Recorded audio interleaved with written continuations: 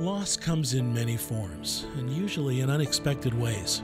It can be devastating, leaving you facing an uphill struggle to go on with life without someone you thought would always be there. But life does go on, and even in the deepest despair, we can find hope. Welcome to Grief Relief with your hosts, Drs. Gloria and Heidi Horsley, brought to you by the Open to Hope Foundation, helping people find hope after loss. And now here's Dr. Gloria and Dr. Heidi.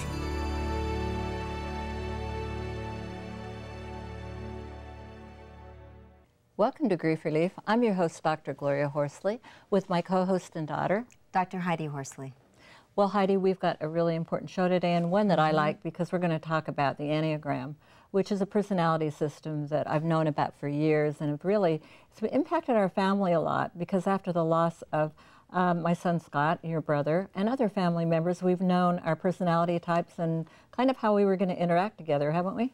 Absolutely. It was really important because we all have different personality types, and we're going to talk more about that, and I happen to be the peace seeker, so I like to keep the peace. I don't like a lot of conflict, and I like to mediate. And I'm the giver on the Enneagram. I think, is that what we're calling me on this one? The helper. Yeah. Because there are a lot of different names on the Enneagram, but they're numbers that connect up with the names. And we'll be talking a little bit about that today because we have got really one of the world's leading experts on the Enneagram here with us today. And I can't tell you how pleased I am to have her on the show.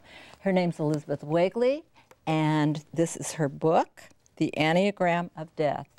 And some of you might have seen her other books. She's written many books, and one of them that I'm real familiar with is The Enneagram Made Easy, and that's one that you might try to find your personality type after you hear from Elizabeth today. But also on the show, we're going to have Jan Conlon, and Jan's going to talk about the loss of her mother and how, as a grief counselor, she used the Enneagram to help her through the loss of her mom. And then we're going to have Katie Morford, and she's going to talk to us about cooking and cooking good things and healthy things while you're grieving. And she's written a beautiful book called The Best Lunch Box Ever. So we'll be talking to Katie after this. So it's going to be a good show, huh, Heidi? Yeah, I'm looking forward to it. Right. Well, let's start with our first guest, Hi, Elizabeth. Hello. Welcome to the show today. We're so excited to have you on. And you know, what we wanted to do was to have you start by showing a chart. We're going to put a chart up of the Enneagram and have you kind of go over it and give people an idea of the basic numbers, and then we'll get to a little bit more about how people use it in grieving and why you think it's important. So if we could get that chart up, there it is. Can you see that from there? Well, I know. You know it. I know the chart. Go ahead, Elizabeth. So first we have the perfectionist, number one. The perfectionist wants to do things right, wants to know how to do things, what is right, and so they can do them right. Moving right along, we have the helper, number two, and this is your type. Right. And the helper is real interested in other people, and what can I do for other people, knows people better than they know themselves sometimes. Then we have the three, which is the achiever. And the achiever wants success, and they're very energetic and busy, and they might be the school body president and many other things at the same time. The four is the romantic, very compassionate type, very into feelings and expressing the feelings. So a lot of artists are four romantics. Then we have my type, the observer, wants to know everything. I want to know everything. Reads a lot and kind of objective type. Well, and I'm thinking maybe that would make a good author. Yeah, a lot of authors are You've observers. had these incredible books that have sold a lot, and it makes sense given your personality type. Right? It does, yeah. And I like to focus in on something, concentrate on something in depth. Which some types don't like to do. I'll get there in a minute. Then the number six is the questioner, and the questioner wants to be safe. And they're safe either by being kind of meek and take care of me, or by being real strong and I'll get there before the enemy gets to me. So they're kind of a complicated type. The seven is the type that likes to have fun, go to parties, do a lot of different things, keep things kind of light on the surface. Then the 8 is called the asserter. Did I say the 7 was an adventurer? No, you didn't. Yeah, but the I know they are. adventure, we call it. And the 8 is called the asserter, and they're the toughest of all the types. And they're very confident, know what they want, and make decisions easily. So they end up being bosses a lot. And I would think some of them are leaders. Leaders, I'm thinking, I mean, definitely. I live in New York City, and a lot of our leaders, I think, are 8s. Yeah, they're kind of natural-born leaders. Yeah. Yeah. Then there's the 9, the peace seeker, and peace seekers don't like conflict. Yeah, and they have kind of a spiritual feeling about them of every man, liking everyone, like wanting to find out about the world. Yeah, we were saying that, well, thank you for showing the chart. And we were saying that Nelson Mandela may have been a 9 because he certainly was a peace seeker and able to see the other side. Now tell me, how does the personality, you've written this wonderful book on the Enneagram of Death, and I wondered, how does the personality affect the dealing with a loss? Yeah, well, in many, many different ways, and it gets complicated when you're talking about loss. But some of the types would want to kind of run away, maybe run away in different ways, possibly get busy after a loss so they don't feel it. And some might worry over everything so they don't feel it. Some people might veg out, become couch potatoes. And those are related a little bit to type. So there are 3 quadrants, and you were talking about earlier that we represent all 3. Yeah, to simplify it a little bit, Okay. I'm in the heart-based quadrant, yeah, well, right? starting up at the head, so it kind of looks, you know, easy. The head center, or the fear center, too, they're the same. That's my type. And observers, questioners, and adventurers are in that center. And then your center, the heart type, are the 2s, 3s, and 4s, which are the helpers, the achievers, and the romantics. And they deal with feelings more. Then there's the gut type, which is a 9, the peace seeker, and also the perfectionist, and also the boss. Now, how do you, let's see, for me, dealing with a loss, thinking of myself as being the helper, I think when I have a loss, I tend to probably overgive and try to think about other people and maybe neglect my own feelings a little bit. What do you do, Hyde? I'm trying to think. I definitely seek out friends and merge with other people. What would you say, Elizabeth, for a 9? Peace seeker? We have an example in the book. These are stories, about 50 stories that people have written about their experiences with death. And some of them talk a lot. They'll tell stories, or they'll, you know, that's one way of kind of avoiding going in through the feelings. And the most successful coping with loss maybe they've done these coping mechanisms for a while, but eventually they go into the loss and through it and out the other end. And those are the inspiring stories. Now, how would a 5 deal with it? The beautiful story in here, she just analyzes it.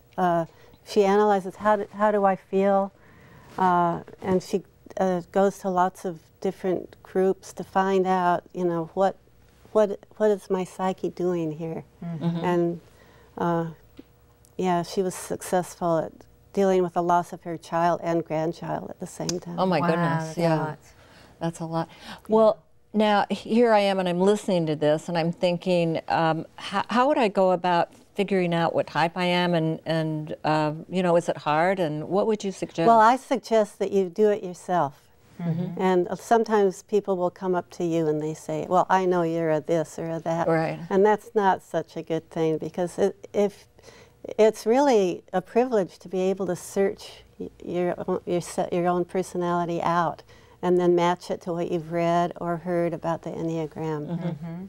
Now, I know in your book that has sold many, many copies, The Enneagram Made Easy, and the book that I actually was introduced first with the Enneagram, and what I like about it, to let people know, is that it's amusing. And it's funny, and there are little things where you can check, you know, little questionnaires and stuff. So you might go discover yourself through humor and your own drawings, which are really quite wonderful. Yeah. And from the Enneagram Made Easy, I know you did something called the dinner party, where you did all the personality types around in a circle and said this is how they would react at a dinner party. And it's so delightful. And so we wanted to play a little clip of the dinner party right now. And I want to say to everybody, this is a great book, The Enneagram of Death, with good stories. And it was a wonderful book for you to take a look at. And you might want to go to the Enneagram Made Easy first, and then pick up the Enneagram of Death. Yeah. And other books that you've written, so they can find you on the website, and we'll talk to you about where to find. Well, where do we find you on the website? It's wagle.com, W-A-G-E-L-E. Great, and we're going to be doing some more with Jan Conlon, talking to her about the Enneagram, and let's see the rollout of the dinner party. I'm Elizabeth Wagle, and I'm going to tell you about the guests in my cartoon, The Dinner Party. First Enneagram type, the perfectionist, wants everybody to eat right and notice there's not enough food groups represented here. All perfectionists are concerned with what's right and with fairness. The second Enneagram type, the helper, likes to give. This hostess says, it's so great to feel needed. The third Enneagram type, the achiever, a workaholic, says, I need to eat and run. I'm swamped. The romantic likes everything to be aesthetically pleasing, so cheap caviar might be shocking. Franny Forrest friends enjoy her ability to notice and create beautiful things. The fifth type, the observer, likes to be quiet sometimes and is thinking, it's a talkative group. Good, that gets me off the hook. The sixth type, the questioner, is skeptical about why the achiever says she has to run. She's leaving early. Doesn't she like us? Adventurers like to keep their options open and like to have contingency plans. This one is thinking, first I'll eat, then take some pictures, then go to my class, then... This outspoken and direct asserter isn't fooling around when he says, pass it down, pass it all down here. This ninth type, the peace seeker, from the Enneagram Made Easy, is happy. I feel so close to everybody. This peace seeker is particularly averse to conflict. Wow, Heidi, that's fun, isn't it? Yeah, I'm laughing because at the end when they said the 9 says, I feel so close to everybody. That would definitely be me at a party. Congratulations, Elizabeth. That's a great thing. And yeah, wonderful. And Jan, welcome to our show. Welcome, Jan. It's great to be here. Thank you. It's great to have you on. Now, I know you're friends with Elizabeth and know Elizabeth, and have studied the Enneagram, and we were talking earlier about how you used it with your family and how important it's been, and how with the loss of your mom 2 years ago that you have used the Enneagram. Can you talk about what type you are? And Yes, I am a perfectionist, and my mom was a helper, your type, a type 2. And how I use it is, there's something that's the same for all of us in that when we have, say, the loss of my mom, she died 2 years ago, I will be carrying the loss that I have of her, missing what we might have done, but also like in this backpack that it feels like I'm carrying all my wishes and hopes that I had in relationship maybe I didn't have with her, any anger or resentment I might be carrying, shame, guilt, anything else that's associated with it that is still all a part of the grief. And the other part that I'm carrying is other losses and griefs that this reminds me of, that this brings up, maybe a loss of a dog years ago or a friend who abandoned me. And so I end up carrying what feels like a gigantic pack of grief and loss, and I'm associating it with my mom, and when I think about trying to heal it, it just feels overwhelming. And so, Elizabeth, what do you hear from her when you hear about the perfectionist doing that? Yeah, they want to think about everything and take everything into account. And perfectionists tend to worry a lot because how am I going to get everything right if I don't worry about things? And I do also think what she said is universal, that it applies to every type to some degree. And Jan, what have you found that's been healing for you as a one in getting through your mom's loss? What really seemed to help me was to take this backpack that I had and pull out parts of it so that I could deal with it a little by little so it wouldn't be so overwhelming. And so I found the Enneagram being a great tool to pull out some parts to lessen that load. And what I worked with was my type as the perfectionist and my mom's type as a helper. And I saw what is it that I'm needing, what was it that she was needing through our lives. I was needing to look good or to feel like I was a good person and to make sure I wasn't making mistakes. And for her, she wanted to feel loved and she wanted to feel like she was needed. And so as a little girl growing up, I tried really hard to be the good daughter. And I saw that she was needing love, and so I would do everything that I could to try to give to her the love that she was needing. And sometimes I could do it and sometimes I could not. And it was very painful for me to feel like I couldn't fill those spots, even though they weren't my job as a child. I know a lot of us girls growing up felt like we needed to be good girls. And so I would try and try and try. And so when I was healing this, I had to heal this little girl in here who felt like she was never a good enough daughter. And I also had to work with some resentment and anger that, how come you couldn't take care of that so you could let me know that I was good enough just the way I was? And all these feelings were coming up, shame, resentment. And so what I did was I pulled each one of those apart and used those, knowing my type and her type, to find a place to meet and connect, knowing with more compassion what we each needed and how we were individual in what we needed. Well, Heidi, that's amazing. I never thought about feeling it. You know, you talk about in the therapy world, we talk about refilling the roles and that kind of thing. We talk about that all the time, but really with the Enneagram, you'll know what those roles are that you're looking for to fill. So that's a wonderful thing. So I would highly suggest that people get the book on the Enneagram of Death and read some of those stories and understand what it is that we're missing. That's a really nice And Jan has 2 stories in that book, yeah, which are wonderful. And Jan has 2 stories, so get the book. And thank you, too, for being on the show. It's been absolutely wonderful having you on today and for the work you're doing. I hope everybody out there will figure out what their personality type is. And it can be fun as well as informative and educational. And well, healing. Heidi, let's go see Katie Morford's cooking. Great, let's go. Hi, Katie. Hi, Katie. Come on over to the Wow, it looks kitchen. great. So wonderful. I love your cookbook. It's absolutely you. amazing, and congratulations. It's wonderful. And how great of you to come today and talk about helping people get some healthy meals after grief and loss. Well, it's really important to nourish yourself and for caregivers to help nourish their loved ones when they're grieving. And so we're going to do 3 really simple recipes that are delicious and nourishing and super convenient. So let's start with this. This is it's called curried quinoa salad. And what I love about this is, although I'm using quinoa, my granddaughter loves quinoa, Eliza. It's super nourishing. It's really high in protein. Yeah. But you could use any grain. You could use couscous or brown rice or whatever you happen to have on hand. And I'm going to add to this some, this is just a peeled tangerine. I already have some in there. So you're going to cut open a tangerine and then just pull the little sections apart and add it to your grains. Yummy. That looks good. This is very seasonal too. And then we've got some toasted almonds. Those are going to go in. Oh. And some dried cranberries. And then I'm just going to season it with ½ a teaspoon of curry powder. You can use any kind of curry powder. I've got some white wine vinegar and olive oil. Oh, that sounds great. Just for some moisture, and then just a pinch of salt. And that's it. You know, it couldn't be easier. You just toss it together. And it's really pretty, really colorful. You could, certainly play with the ingredients. And then I'm going to let you guys taste it. Oh, good. I was hoping you'd say that. And what's nice about this is that it keeps really well. So you could make it, say, for lunch one day and have it for dinner the next day. It would certainly, serve for a couple of meals. And it's also a nice thing to bring to somebody. You could stick it in a Tupperware and be good to go. Oh, yeah. Want to try? Yes. I'll give you. That looks amazing. And while you nibble on that, I'm going to move on to the next. Okay.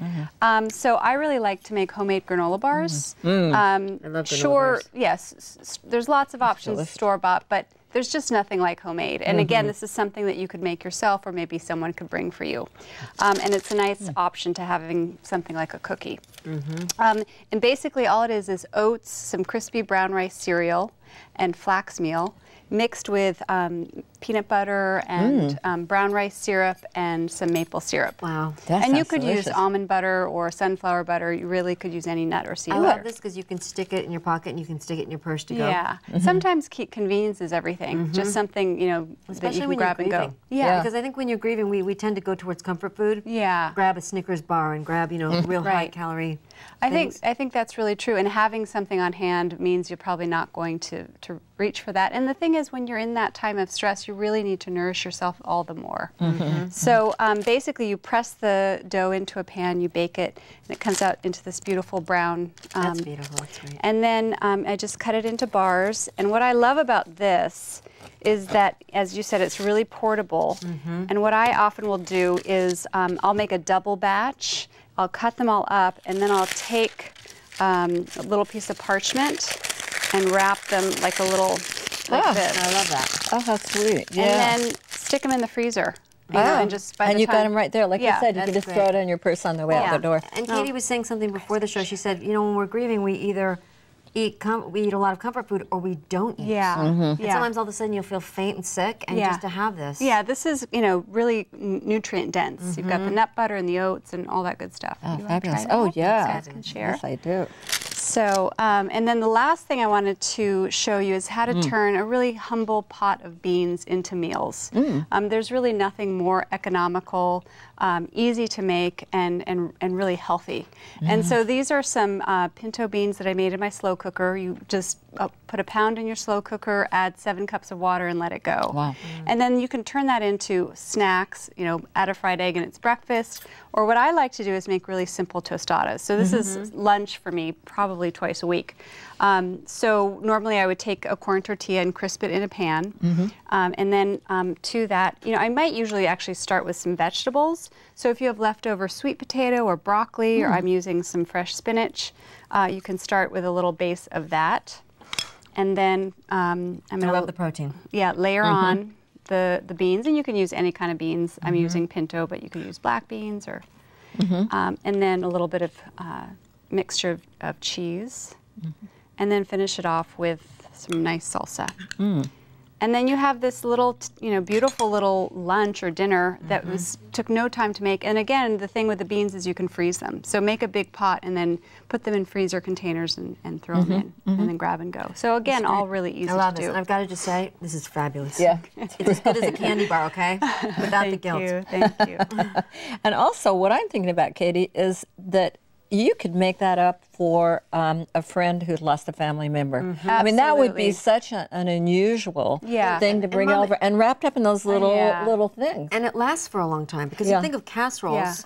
I mean, it will last a long don't time. last that long. And I think, you know, people want to bake. You know, there's something really loving about baking, but bringing someone something nourishing like a granola bar as opposed to a cake or cookies makes a lot of sense. Yeah, and I love that you don't have to eat it right away, because I know when we've had losses that people bring a lot of casseroles and a lot of things, and they get pretty stale after a while. But something like this you could pull out of your freezer anytime. Yeah, and I love those. Now, talk a little bit about some of the things in your cookbook. So this is a lunchbox book. It's really, I sort of designed it mostly for kids, but I'm finding that adults are really drawn to it as well. And what's really nice about it is that all the recipes are really simple, and they're all really nourishing. And there's a lot of recipes in there that really make use of leftovers. So if you roast a chicken, ways you can turn that into soup or salads or things like that. Yeah, and I love that you actually had a little lunchbox things for the kids that are really interesting. Yeah, I like that too. There's, I mean, the explosion of that whole category, the whole lunch packing category. Now, how can people get a hold of your book and where's your website? And you're going to have some of these recipes on your website and in your book. Yeah. All the recipes are either in the book or on my site. My website's called momskitchenhandbook.com. I like that. And there's links for information about the book, and you can certainly find it in local bookstores, on Amazon, and that sort of thing. Well, thank you so much for being on the Thank you show for today having me. and It's for been the good wonderful. things. Katie, I will Thank you. definitely be getting this with my kids. Oh, good. And thanks for watching our show today. Thank you.